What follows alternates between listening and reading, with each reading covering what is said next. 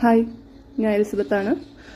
ഞാൻ ആക്ച്വലി ഇന്നലെ വീഡിയോ ഇടണമെന്ന് വിചാരിച്ചാണ്, വുമൻസ് ഡേ ഒക്കെ ആയിട്ട് വീഡിയോ ഇടണമെന്ന് വിചാരിച്ചാണ്. പക്ഷേ വുമൻസ് ഡേയിൽ വീഡിയോ ഇടേണ്ട ആൾക്കാരൊക്കെ വീഡിയോ ഇട്ടുള്ള കാരണം മാത്രമല്ല, എനിക്ക് തീരെ വയ്യായിരുന്നു. ഞാൻ ഹോസ്പിറ്റലിൽ അഡ്മിറ്റഡ് ആണ്, ഇപ്പോഴും അഡ്മിറ്റഡ് ആണ്. പക്ഷേ വീഡിയോ ആക്ച്വലി ലീഗലി മൂവ് ചെയ്യുന്നൊക്കെയാണല്ലോ പറഞ്ഞത്. അപ്പോൾ എനിക്ക് പറയാനുള്ള കാര്യങ്ങളൊക്കെ നേരത്തെ പറഞ്ഞു വെക്കണം എന്നുണ്ട്. പിന്നെ ബാക്കി പ്രൂവ് ചെയ്യാനുള്ള കാര്യങ്ങളൊക്കെ ഞാൻ കോടതിയിലോ അല്ലെങ്കിൽ പോലീസ് സ്റ്റേഷനിലോ ഞാൻ പ്രൂവ് ചെയ്യും. ഹെൽപ്പ് ചെയ്യാൻ പറ്റുന്ന ആൾക്കാരാണെങ്കിൽ ആ സമയത്ത് ഒരു ആരെങ്കിലും ഒരു ക്യാമറയിലോ അല്ലെങ്കിൽ വീഡിയോയിലോ എന്തൊക്കെയാണ് നടക്കണേ എന്നുള്ളത് ഒന്ന് കവർ ചെയ്യുകയാണെങ്കിൽ നല്ലതായിരിക്കും.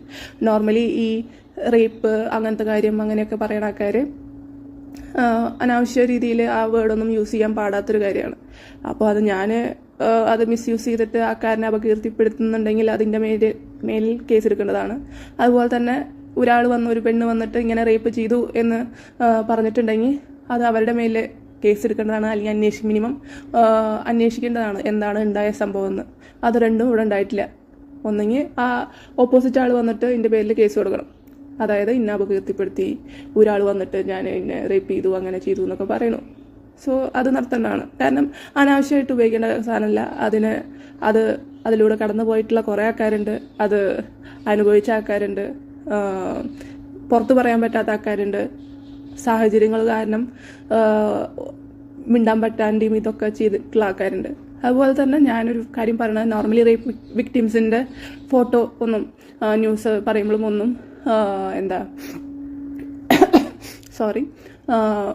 ന്യൂസിലൊന്നും ഫോട്ടോ കാണിക്കാൻ പാടില്ല, ബ്ലർ ചെയ്യണം എന്നൊക്കെയാണ്. പക്ഷെ എൻ്റെ ആഗ്രഹം എന്താ വെച്ചാൽ, ഈവൻ അത് പോലീസ് സ്റ്റേഷനിലാണെങ്കിലും കോർട്ടിലാണെങ്കിലും അവരെന്ത് തരത്തിലുള്ള വൃത്തികെട്ട ചോദ്യങ്ങൾ ചോദിക്കുകയാണെങ്കിലും എങ്ങനെ നടന്നു എന്നും എനിക്ക് എക്സ്പ്ലെയിൻ ചെയ്യാൻ ഈവൻ ഒരു മീഡിയ കവറേജ് ഉണ്ടെങ്കിൽ ഞാൻ ഹാപ്പിയാണ്. കാരണം എവിടെ വേണമെങ്കിലും അട്ടിമറി നടക്കാൻ ഞാൻ സംശയിക്കുന്നു. അതുകൊണ്ട് എനിക്കെൻ്റെ ഫോട്ടോ വന്നുകൊണ്ടോ, അങ്ങനെ ഫോട്ടോ വന്നിട്ടും കുറേ കാലം അങ്ങനെയൊക്കെ പേടിച്ച് നിന്നിട്ടാണ് ഇതൊന്നും പറയാണ്ടിരുന്നുണ്ടായിരുന്നത്. വെറുതെ എന്തിനാ നാണം കെടാൻ പോണേ എന്നുള്ളൊരു ചിന്തയുണ്ടായിരുന്നു.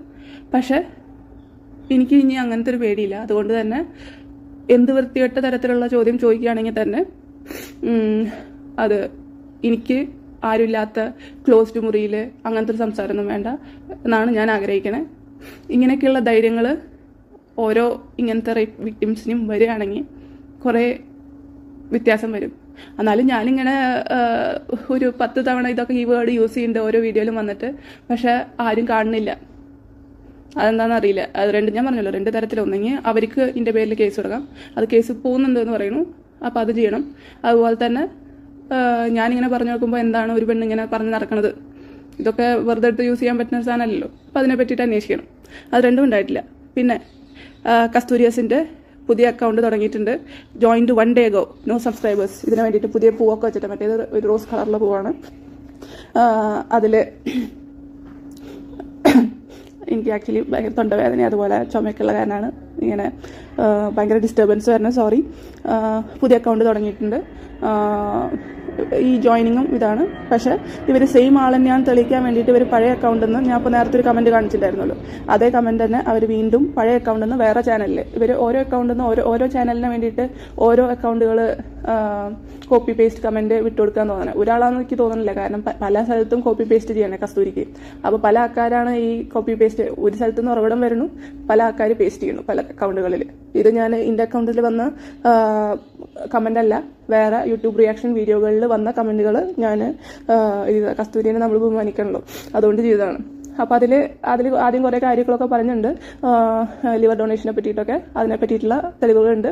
കേസ് കൊടുക്കുകയാണെങ്കിൽ ഞാനത് കറക്റ്റായിട്ട് കോടതിയിൽ ഓക്കെ, ഇതിൻ്റെ തെളിവുകൾ ഞാൻ ഒരു കോമൺ മാൻ എന്നുള്ള നിലയിൽ ഞാൻ ഇവിടുത്തെ എൻ്റെ ഒരു സാറിനോട് ഈ ലിവർ ട്രാൻസ്പ്ലാന്റേഷൻ്റെ അപ്രൂവലൊക്കെ കൊടുക്കുന്ന ആളോട് ഞാൻ എൻ്റെ ഡൗട്ടുകൾ ചോദിച്ചിട്ടുണ്ടായിരുന്നു.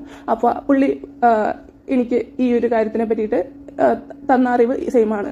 പിന്നെ പലതരത്തിലും കള്ളത്തരങ്ങൾ നടക്കുന്നുണ്ട്. പക്ഷെ അപ്പം അങ്ങനെ അപ്രൂവൽ കൊടുക്കുന്ന ആൾക്കാർ ബിഹൈൻഡ് ദ ബാർസ് ആയിരിക്കും എന്നാണ് പുള്ളി പറഞ്ഞത്. അങ്ങനത്തെ കോമൺ മാൻ ഇതും ഞാൻ ചോദിച്ച ഡൗട്ടുകൾ, ഒരു സാറിനോട് ചോദിച്ച ഡൗട്ടിൻ്റെ ഇതിലും. അതുപോലെ തന്നെ അന്ന് ഞാൻ നടന്നപ്പോൾ കുറേ പാക്കേജുകൾ, അതായത് ഏജന്റുകൾ ലിവർ ഡൊണേഷന് വേണ്ടിയിട്ട് 25 ലക്ഷത്തിൻ്റെ പാക്കേജ്, 21 ലക്ഷത്തിൻ്റെ പാക്കേജ്, അങ്ങനത്തെ കുറേ ന്യൂസുകളും കേട്ടിരുന്നു. അപ്പോൾ എല്ലാ ഇൻഫർമേഷനുകളും നമ്മൾ ഇങ്ങനത്തെ ഒരു കേസ് വരികയാണെങ്കിൽ നമ്മളെല്ലാതും അതിനെ പറ്റിയിട്ടുള്ള കാര്യങ്ങൾ പറയുന്നതായിരിക്കും. പറയാൻ മാക്സിമം എനിക്ക് പറ്റുമെന്ന് തോന്നുന്നു, അത് തെളിയിക്കാനും പറ്റുമെന്ന് എനിക്ക് തോന്നുന്നു. പക്ഷേ എല്ലാവരും വലിയ വലിയ ആൾക്കാരായ കാരണം നമ്മൾ എത്രമാത്രം അതിൽ പറ്റുമെന്നിക്കറിയില്ല. പക്ഷേ ഐ എം ഓക്കെ. ജയിച്ചാലും ജയിച്ചില്ലെങ്കിലും എനിക്കിതൊക്കെ പുറത്തറിയണം എന്ന ആഗ്രഹമുണ്ട്. അപ്പോൾ എൻ്റെ വീഡിയോ അതിനെ ഉദ്ദേശിക്കുന്നു. കേസ് നടക്കുമ്പോൾ അത് തെളിയിക്കാൻ പറ്റുകയാണെങ്കിൽ ഓക്കെ, നന്നായി. അല്ലെങ്കിൽ ഞാൻ ഓക്കെ ജയിലിൽ പോയി എടുക്കും. കുറേ അനുഭവിച്ചു. ഈവൻ ജയിൽ ബെറ്റർ ആണെന്നൊക്കെ തോന്നുന്നു. ഇനിയിപ്പോൾ ജയിലിലും വന്നിട്ട് നമ്മളതിനെ ഉപദ്രവിക്കുന്ന ആൾക്കാരനെ കയറ്റിവിടണം. നമ്മൾ സിനിമയിലൊക്കെ കണ്ടിട്ട് അങ്ങനെയൊക്കെ ഉണ്ടാവും, നമുക്കറിയില്ല. അത് വേറെ കാര്യം. അതൊക്കെ നമ്മൾ വിഷയത്തിന് ഇടയ്ക്കിടയ്ക്ക് തന്നെ മാറണം. അപ്പോൾ അതിനെ ഞാൻ തെളിവുകൾ വെച്ച് ഞാൻ പ്രൂവ് ചെയ്യാൻ തയ്യാറാണ്. ഓക്കെ, ഇനി എൻ്റെ തെളിവുകളല്ല എന്ന് പറഞ്ഞാൽ ഞാൻ ജയിലിൽ കിടക്കാനും തയ്യാറാണ്. ഓക്കെ, സെയിം കമൻറ്റ് പുള്ളിക്കാരി പറയുന്നുണ്ട്. ഇവർക്ക് എൻ്റെ മെഡിക്കൽ പ്രൊഫഷൻ തീരെ ഇഷ്ടപ്പെട്ടിട്ടില്ല. ഈ എല്ലാ ഇതിലും എൻ്റെ മെഡിക്കൽ ലൈസൻസ് ക്യാൻസൽ ചെയ്യണം, മെഡിക്കൽ ഇത് ചെയ്യണം, ഞാൻ എന്നിട്ടാണ് സ്റ്റേബിൾ അല്ല, മെൻ്റലി അൺഫിറ്റാണ് എന്നൊക്കെയാണ് ഇവർക്ക് എപ്പോഴും പറയേണ്ടത്. അപ്പോൾ അതിന് വേണ്ടിയിട്ട് ഞാൻ ആദ്യത്തെ കാര്യം പറയുന്നില്ല.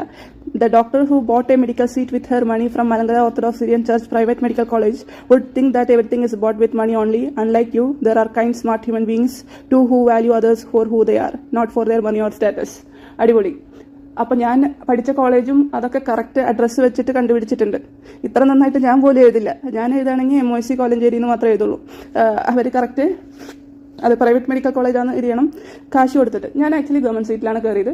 പക്ഷേ നമ്മുടെ അന്നത്തെ ഫീസ് അനുസരിച്ചിട്ട് ഗവൺമെൻറ് സീറ്റിൽ പ്രൈവറ്റ് മെഡിക്കൽ കോളേജിൽ കയറുകയാണെങ്കിൽ 4 ലക്ഷം കൊടുക്കണമായിരുന്നു. കൊല്ലം 4 ലക്ഷം കൊടുത്തിട്ടാണ് ഞാൻ പഠിച്ചത്. അത്യാവശ്യം റാങ്ക് നമ്മുടെ അന്ന് നീറ്റ് ഫസ്റ്റ് വന്ന ടൈമായിരുന്നു. അപ്പോൾ നീറ്റിൽ അത്യാവശ്യം റാങ്ക് വന്നിട്ടാണ് നമ്മൾ കയറിയത്. പക്ഷെ 4 ലക്ഷം കൊടുത്തിട്ടാണ് കയറിയത്. ഇത് ഓക്കെ. ഇനിയിപ്പോൾ എന്താണെങ്കിലും ഞാൻ ഒരു പേപ്പർ പോലും ബാക്ക് ആവാണ്ട് പാസ്സായിട്ടാണ് ഞാൻ MBBS കംപ്ലീറ്റ് ആക്കിയത്. അതുപോലെ തന്നെ MDക്ക് ഞാൻ ഇത്രയൊക്കെ ഉണ്ടായിട്ടും ഇപ്പോൾ MDക്ക് ചേർന്ന് പോകുന്നത് ഗവൺമെൻറ് മെഡിക്കൽ കോളേജിലാണ്. അതും അറിയപ്പെടുന്ന ഗവൺമെൻറ് മെഡിക്കൽ കോളേജിലാണ് ഞാൻ ജോയിൻ ചെയ്തതാണ്. അതായത് അത്യാവശ്യം എല്ലാവരും ആഗ്രഹിക്കുന്ന ഒരു ഗവൺമെൻറ് മെഡിക്കൽ കോളേജിലാണ് ഞാനിപ്പോൾ MDക്ക് ഇത് ചെയ്തതാണ്. സോ അപ്പോൾ നിങ്ങളുടെ ആ കുറ്റപ്പെടുത്തലിൻ്റെ കുത്ത് മനസ്സിലായി. അപ്പോൾ അതുകൊണ്ട് പറഞ്ഞാൽ ഇപ്പോൾ നിങ്ങൾക്ക് ഞാൻ ഈ ചെയ്യണതൊക്കെ നിങ്ങൾ വീണ്ടും കുത്തണത് എന്താണെന്ന് വെച്ചാൽ നിങ്ങൾക്ക് ഒരാളും നന്നാവണത് ഇഷ്ടമല്ല എന്നൊക്കെ നന്നായിട്ട് അറിയാം. നിങ്ങളെ വിട്ടിട്ട് പോണ പെണ്ണുങ്ങൾ നന്നായാൻ പിടിക്കില്ല. നിങ്ങളെ വിട്ടിട്ട് പോണ പെണ്ണുങ്ങൾ വേറെ കല്യാണം കഴിച്ചാൽ നിങ്ങൾക്ക് പിടിക്കില്ല. ഓക്കെ, നിങ്ങൾ വേറെ പെണ്ണുങ്ങളായിട്ട് ജീവിതം തുടങ്ങി. അപ്പോൾ അവരുടെ പാട്ടിന് വിടണ്ടേ? അത് നിങ്ങൾക്ക് പറ്റില്ല.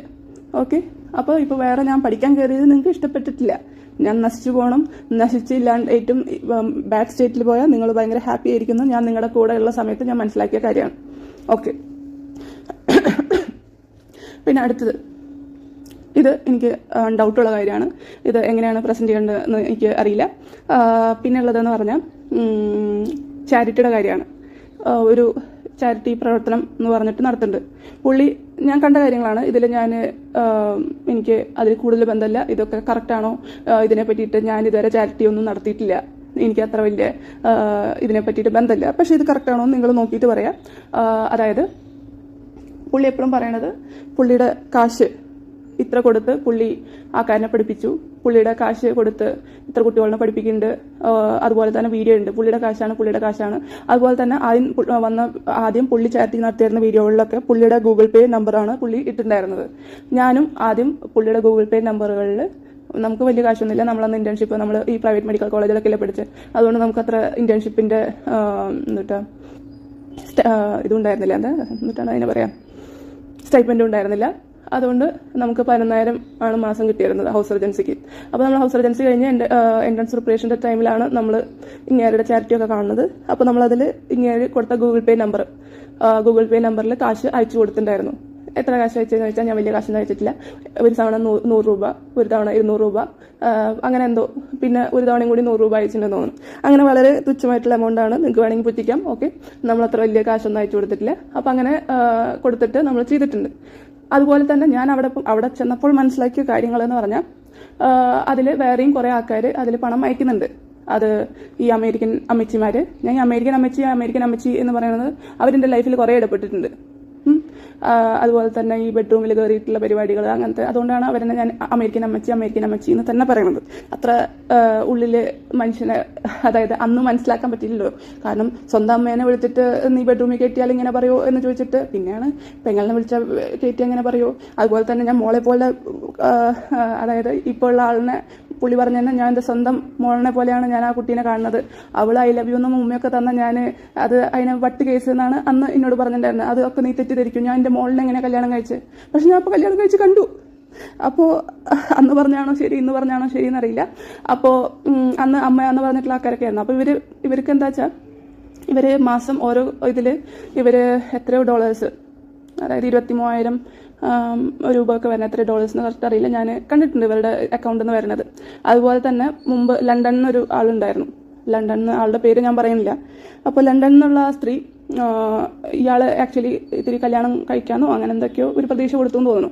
അപ്പോൾ അങ്ങനെ ഒരു പ്രതീക്ഷയിൽ ആണെന്ന് തോന്നുന്നു. ഇവരും ആ ഗ്രൂപ്പിലുണ്ടായിരുന്നു. ആ ഗ്രൂപ്പിൽ നിന്ന് അവരും കുറച്ച് കാശൊക്കെ അയച്ചിട്ടുണ്ട്. ഈവൻ ഞാൻ അവിടെ ആക്ച്വലി ഈ കല്യാണ അനൗൺസ്മെന്റിന് മുമ്പേ ഞങ്ങൾ എൻ്റെ കഴുത്തിൽ താലി കെട്ടി പുള്ളി കൊണ്ടുപോയിട്ടുണ്ടായിരുന്നല്ലോ. പുള്ളിയുടെ ചെന്നൈ അമ്മയുടെ വീട്ടിലും അതുപോലെ തന്നെ പിന്നെ പുള്ളിയുടെ കല്ലൂരി വീട്ടിലുമായിട്ട് ഞാൻ നിന്നിട്ടുണ്ട്. ആ സമയത്തും ഈ പെണ്ണിനായിട്ട് സംസാരിക്കുന്ന കണ്ടിട്ട് ഇങ്ങനെ റൂം അടച്ചു പോയിട്ടിരുന്ന് സംസാരിക്കും. അത് കഴിഞ്ഞ് കല്യാണത്തിൻ്റെ അനൗൺസ്മെൻറ്റിൻ്റെ സമയത്ത് ഇവർ പിന്നെ തല്ലൂടിയിട്ട് പോവാനുണ്ടായത്. പിന്നെ അവരുടെ അക്കൗണ്ടിൽ നിന്ന് കാശും വന്നിട്ടില്ല ഈ ചാരിറ്റി അക്കൗണ്ടിൽ. പിന്നെയും ആ ഗ്രൂപ്പുകളിൽ വേറെയും കുറേ ആൾക്കാരുണ്ട്. അവരെ പറ്റിയിട്ട് എനിക്കറിയില്ല. ഈ 2 ആൾക്കാരിനെ പറ്റിയിട്ട് എനിക്കറിയുള്ളൂ. ബാക്കി ആൾക്കാരിനെ പറ്റിയിട്ട് എനിക്ക് ഇതില്ല. പിന്നെ ഞാൻ ഈ കാശ് അയച്ച അക്കൗണ്ട് ഞാൻ കാശ് അയച്ചിട്ടുണ്ട്, അതായത് 100. പുള്ളി എനിക്ക് റിപ്ലൈ തന്നിട്ടുണ്ട്. ആ നമ്പറിൽ നിന്ന് എൻ്റെ ഗൂഗിൾ പേക്ക് പുള്ളി റിപ്ലൈ തന്നിട്ടുണ്ട്. പക്ഷെ ആ നമ്പർ പിന്നെ കുറേ കാലം യൂസ് ചെയ്യാണ്ട് പിന്നെ അത് ഇൻവാലിഡ് ആയിട്ട് പോവാണ് ചെയ്തിട്ടുള്ളത്. ഇപ്പോൾ പുള്ളി പുതിയതായിട്ട് ഇനി അത് കേസ് വരുന്നൊക്കെ ഡൗട്ടുള്ള കാരണമാണെന്ന് തോന്നുന്നു. ഇപ്പോൾ പുതിയതായിട്ട് കൊടുക്കുന്ന ചാരിറ്റി ഇതിലൊക്കെ പുള്ളി പേഷ്യൻസിന്റെ ഗൂഗിൾ പേ അക്കൗണ്ട് തന്നെ കൊടുക്കേണ്ടതെന്നാണ് മനസ്സിലാക്കണം. അപ്പോൾ എനിക്ക് ചോദിക്കാനുള്ളത്, ഇപ്പോഴും ഇൻ്റെ കാശ് ഞാൻ പഠിപ്പിച്ചു എന്ന് പറയുന്നത് അത് സ്വന്തം ഇൻ്റെ കാശ് തന്നെയാണോ, അതോ ഇവരൊക്കെ നമ്മുടെ ഇൻ്റെ ആൾക്കാരായ കാരണം പറയണ ആ സ്വാതന്ത്ര്യത്തിൽ ഇൻ്റെ കാശ് എന്ന് പറയണതാണോ? അത് ഡൗട്ടുള്ള കാര്യം എനിക്ക് ചോദിക്കാനുള്ളതാണ്. പിന്നെ അതൊക്കെ ഒരു സ്വന്തം കാശ് എന്ന് എങ്ങനെ പറയണമെന്ന് എനിക്കറിയില്ല. അപ്പം അതും ഒരു തരത്തിൽ ആൾക്കാരെ പറ്റിക്കണ ഒരു തരത്തിലുള്ള ഒരു സംഭവമല്ലേ. അപ്പം നോർമലി ആൾക്കാർ ചാരിറ്റി ഫൗണ്ടേഷൻ നടത്തണു, കുറേ ആൾക്കാരുടെ പണം പിരിക്കണു, എന്നിട്ട് അത് വേറെ ആൾക്കാർക്ക് കൊടുക്കണു. ആ സെയിം സംഭവം തന്നെയല്ലേ ഇവിടെ നടക്കണം. അല്ലാണ്ട് സ്വന്തം കയ്യിൽ നിന്ന് കാശ് എടുത്ത് കൊടുക്കണ പരിപാടിയല്ലല്ലോ എന്നുള്ളൊരു ഡൗട്ട്. ആ ഡൗട്ടാണ്. അതിൽ എത്രമാത്രം എനിക്ക് കൂടുതൽ അതിൽ ഒന്നും പറയാനില്ല. എനിക്ക് അതിനെ പറ്റിയിട്ട് കൂടുതൽ അറിയാനില്ല. ഇനിയിപ്പോൾ ഇങ്ങനെയൊക്കെ ചെയ്താലും ഇൻ്റെ കാശ് എനിക്ക് പറയാൻ പറ്റുമെന്ന് എനിക്കറിയില്ല. അത് വേറെ കാര്യം. പിന്നെ എനിക്ക് പറയേണ്ടായിരുന്നു, ഈ ലണ്ടനത്തെ കുട്ടിയാണോ ചേച്ചിയാണോ എന്നൊക്കെ അറിയില്ല. അവരെ പറ്റിയിട്ട് അവർ ഈ മനുഷ്യനെ കാണാൻ വേണ്ടിയിട്ട് ചെന്നൈയിലേക്ക് വന്നിട്ടുണ്ടായിരുന്നു. അപ്പോൾ ചെന്നൈയിൽ ആ പെണ്ണിനൊക്കെ എങ്ങനെ കെട്ടാനാണ്? ആ പെണ്ണിനെ കണ്ടാൽ നമ്മുടെ വീട്ടിൽ നിൽക്കണ പണിക്കാരി പോലെയുണ്ട്. ഓഹോ, നിങ്ങൾ അവരുടെ കാശും മേടിക്കും, എന്നിട്ട് അവരെ തന്നെ ഇങ്ങനെ ബോഡി ഷേമിങ്ങും ചെയ്യും. അപ്പോൾ അവരെ ഇത്ര കാലം പ്രതീക്ഷയായിട്ട് കൊണ്ട് നടന്നിരുന്നത് എന്തിനായിരുന്നു എന്ന് എനിക്ക് മനസ്സിലായിട്ടില്ല. ഞാൻ പറഞ്ഞു വരുന്നു, ഞാൻ ഓൾറെഡി പ്രേമിച്ചുകൊണ്ടിരുന്ന സമയത്ത് അവിടെ വേറൊരു പെണ്ണുണ്ടായിരുന്നു എന്ന്. ആ പെണ്ണ് ആക്ച്വലി പിരിഞ്ഞു പോകാൻ കാരണം ഈ ലണ്ടൻ ആയിട്ടുള്ള ഈ പെണ്ണായിട്ടുള്ള ഒരു റിലേഷനാണ്. ഇത് ഭയങ്കര കോംപ്ലിക്കേറ്റഡ് ആയിട്ട് വരും. അതായത് കുറേ പെണ്ണുങ്ങളുള്ള കാരണം അങ്ങോട്ടും ഇങ്ങോട്ടും തിരിഞ്ഞു പോകും. ഞാൻ ഓൾറെഡി മുമ്പത്തെ വീഡിയോയിൽ പറഞ്ഞിട്ടുണ്ടായിരുന്നു, ഞാൻ ഓൾറെഡി നേരെ പ്രേമിച്ചുകൊണ്ടിരിക്കുന്ന സമയത്ത് വേറൊരു പെണ്ണ് ഒപ്പം താമസിച്ചിട്ടുണ്ടായിരുന്നു. പിന്നെയാണ് ഞാൻ അറിയണതെന്ന്. ആ പെണ്ണ് ആക്ച്വലി പിരിഞ്ഞു പോകാൻ കാരണം ഈ ലണ്ടനത്തെ ഈ പെണ്ണായിട്ടുള്ള റിലേഷനാണ്. അങ്ങനെ പറഞ്ഞിട്ടുള്ള സാധനങ്ങളുടെ കാര്യങ്ങളും പ്രൂഫുണ്ട്. ഇതൊക്കെ കോടതി ചോദിക്കുകയാണെങ്കിൽ അല്ലെങ്കിൽ പോലീസ് ചോദിക്കുകയാണെങ്കിൽ എല്ലാതും കാണിച്ചു തരാൻ തയ്യാറാണ്. ഇനി ഇതൊക്കെ ഓക്കെ തെളിവെന്ന് പറഞ്ഞിട്ട് മേടിച്ചിട്ട് നിങ്ങൾ നശിപ്പിക്കാൻ വേണ്ടിയിട്ടാണ് ഉദ്ദേശിക്കുന്നതെങ്കിൽ ഞാൻ ഇത് പല പെൻഡ്രൈവുകളിലും പല ഇതായിട്ടും പല ആൾക്കാർക്കും ഞാൻ കൊടുത്തു വെച്ചിട്ടുണ്ട്. ഈവൻ ഞാനിത് ഇന്ന ആൾക്കാർ കൊന്ന അടക്കം ഇതൊക്കെ പുറത്തു വരേണ്ട സമയത്ത്. ഓക്കെ, പിന്നെന്താ, പിന്നെ ഇപ്പോഴത്തെ നിയമം അനുസരിച്ചിട്ട് ഈ വീഡിയോ റെക്കോർഡിങ്സും എല്ലാതും തെളിവാണ് എന്നാണ് എൻ്റെ ഒരു വിശ്വാസം. അപ്പോൾ ഇതൊക്കെ ഞാൻ ഈ പബ്ലിക് മീഡിയയിൽ ഇങ്ങനെ കിടന്ന് വിളിച്ചു പോകുന്നതൊക്കെ ഒരു വാലിഡ് എവിഡൻസ് തന്നെയാണെന്നാണ് ഞാൻ വിചാരിക്കണേ. അപ്പോൾ അത് വെച്ചിട്ട് ആക്ച്വലി ഒരാൾ റേപ്പ് ചെയ്യുന്നുണ്ട് എന്നൊക്കെ, റേപ്പ് എന്ന് ആവശ്യമില്ലാണ്ട് ഒരാൾ ഉപയോഗിക്കുന്നുണ്ടെങ്കിൽ 2 തരത്തിലും. ഈ കസ്തൂരി തന്നെ പറയുന്നുണ്ട്, എന്താണ് ഫോൾസ് അലിഗേഷൻ ഓഫ് റേപ്പ് കൊടുത്തിട്ട് ഒരു പെണ്ണിനെ അറസ്റ്റ് ചെയ്തിട്ടുണ്ടെന്ന്. അതന്നെ അങ്ങനെ ചെയ്യേണ്ടതല്ലേ? ഞാൻ ഫോൾസ് അലിഗേഷൻ ആണെങ്കിൽ അത് അറസ്റ്റ് ചെയ്യണം. അല്ലെങ്കിൽ ഞാൻ പറഞ്ഞ ശരിയാണെങ്കിൽ ഓപ്പോസിറ്റ് ആളിനെ അറസ്റ്റ് ചെയ്യണം, ഏതെങ്കിലും നടക്കണ്ട. അല്ലെങ്കിൽ അല്ലാണ്ട് ഒരാൾ ഇങ്ങനെ വിളിച്ചു പോയിക്കൊണ്ടിരിക്കണു, കുറേ യൂട്യൂബുകാർ അതിന് റിയാക്ട് ചെയ്തുകൊണ്ടിരിക്കണു, പക്ഷെ ആരും ഒന്നും മിണ്ടണില്ല. ഇത് മീഡിയ അല്ലേ, ഇത് വീഡിയോ റെക്കോർഡിംഗ് അല്ലേ, ഇതിനൊന്നൊരു വിലയില്ലേ? പിന്നെ ഞാൻ 2-3 വീഡിയോ റിയാക്ട് ചെയ്ത് ഇന്നെ സപ്പോർട്ട് ചെയ്ത് വീഡിയോ റിയാക്ട് ചെയ്യുക, ഇന്നെ സപ്പോർട്ട് ചെയ്യുകയോ ന്യായത്തിന് സപ്പോർട്ട് ചെയ്യുകയോ എന്താണോ ആ സപ്പോർട്ട് ചെയ്ത് തരുന്ന വീഡിയോകളുടെ ഇടയിൽ കുറേയല്ല 1-2 ഭീഷണികളുടെ കമന്റ് കണ്ടു. എനിക്കത് കണ്ടപ്പോൾ ഭയങ്കര വിഷമമായി. അതുപോലെ തന്നെ മൂപ്പൻ്റെ വീഡിയോയിൽ മൂപ്പൻ പറയുന്നത് കേട്ടു, എനിക്കും ഇതുപോലെ ഭീഷണികളുടെ ഇത് വരുന്നുണ്ട്. അതുപോലെ തന്നെ എത്ര കാലം എനിക്ക് എൻ്റെ വീഡിയോ ചാനൽ പൂട്ടിക്കാൻ ആൾക്കാർ നോക്കുന്നുണ്ട്, എത്ര കാലം എനിക്ക് വീഡിയോ ഇടാൻ പറ്റുമോ എനിക്കറിയില്ല. എനിക്കിടാൻ പറ്റുന്ന വരെ ഞാൻ ജസ്റ്റിസിന് വേണ്ടിയിട്ട് ഇങ്ങനെ വീഡിയോ ഇട്ടുകൊണ്ടിരിക്കുമെന്ന് പറഞ്ഞിട്ട് സീരിയസ്ലി ഇത് കണ്ടിട്ടൊക്കെ ഭയങ്കര വിഷമമാവുന്നുണ്ട്. ആക്ച്വലി അവരെടുക്കണ റിസ്കിനെയും കണ്ടും ആക്ച്വലി ഞാൻ ഓൾറെഡി മൊത്തത്തിൽ ഇതിൽ പെട്ട് കിടക്കുന്ന ആളാണ്. അപ്പം ഞാനും അവരും തമ്മിൽ അവർക്കിതിൽ ഒരിക്കലും ഇടപെടേണ്ട കാര്യമില്ല, എന്നിട്ടും അവരിതൊക്കെ ഇടപെടുന്നുണ്ട് എന്നുള്ളതിൽ സന്തോഷമുണ്ട്, സ്നേഹമുണ്ട്, അതുപോലെ തന്നെ വിഷമമുണ്ട്. ഞാനൊരിക്കലും നിങ്ങളുടെ ജീവൻ ഇങ്ങനെ റിസ്കിലാക്കിയിട്ട് ഇങ്ങനെ ഒരിക്കലും വീഡിയോ ചെയ്യണമെന്ന് ഒരിക്കലും പറയില്ല. ഇതുവരെ ചെയ്യണമെന്ന് ഭയങ്കര നല്ല കാര്യം, താങ്ക് യു. പിന്നെ ഒരാളുടെ വീട്ടിൽ തോക്കായിട്ട് പോയിട്ട് ഓക്കെ ഞാൻ സാക്ഷിയാവാനും പ്രതിയാവാനും തയ്യാറാന്ന് പറഞ്ഞിട്ടടക്കം ആർക്കും ഒന്നും അതിനും ഒരു വിലയില്ല. അപ്പോൾ അങ്ങനത്തെ ഒക്കെ കേസിൽ എൻ്റെ ജീവൻ ഓൾറെഡി റിസ്കിലാണ്. അങ്ങനെ ഓക്കെ ഒരാൾ ജീവൻ റിസ്കിലാണ്, റിവെഞ്ച് എടുക്കും എന്ന് നിങ്ങൾ മുമ്പത്തെ ഇവരുടെ ഹിസ്റ്ററി കണ്ടിട്ട് മനസ്സിലാവുന്നുണ്ട്. ഇപ്പോൾ പുതിയ ഭടന്മാരെ ഇറങ്ങിയിട്ടുണ്ട് നമ്മളെ ഒരു മോശപ്പെടുത്താൻ വേണ്ടിയിട്ട്, അതുപോലെ തന്നെ ഭീഷണിപ്പെടുത്താൻ വേണ്ടിയിട്ട്. എന്നിട്ടും ആൾക്കാർക്കും ഒന്നും വിലയില്ലെങ്കിൽ അതുപോലെ തന്നെ ബാക്കിയുള്ള ആൾക്കാരുടെയും ജീവനും അതേ വില തന്നെ ഉണ്ടാവുള്ളൂ. നമുക്ക് കാശും പ്രശസ്തിയും അങ്ങനത്തെ സാധനങ്ങളൊക്കെയും അതുപോലെ തന്നെ നല്ല ഇൻഫ്ലുവൻസ് ഉണ്ടെങ്കിൽ നമ്മുടെ ജീവന വിലയുള്ളൂ എന്നാണ് ഞാൻ ഈ കാര്യത്തിൽ നിന്നൊക്കെ മനസ്സിലാക്കണേ. അതുകൊണ്ട് എനിക്ക് വേണ്ടിയിട്ട് നിങ്ങൾ റിസ്ക് എടുക്കാൻ ഞാൻ ഒരിക്കലും പറയില്ല, കാരണം നിങ്ങളെ കാണുന്നതാണ് ഈ സംഭവങ്ങളൊക്കെ എന്തൊക്കെ. പക്ഷെ താങ്ക് യു സോ മച്ച്. എല്ലാം നല്ല പോലെ നടക്കുമെന്ന് വിചാരിക്കുന്നു. ഹെൽപ്പ് ചെയ്യുന്ന ആൾക്കാരോട് താങ്ക് യു. അതുപോലെ തന്നെ കമൻറ്റുകളിലായാലും അതുപോലെ തന്നെ മെസ്സേജുകളിലായാലും സപ്പോർട്ട് അറിയിക്കുന്ന ആൾക്കാരോട് താങ്ക് യു സോ മച്ച്.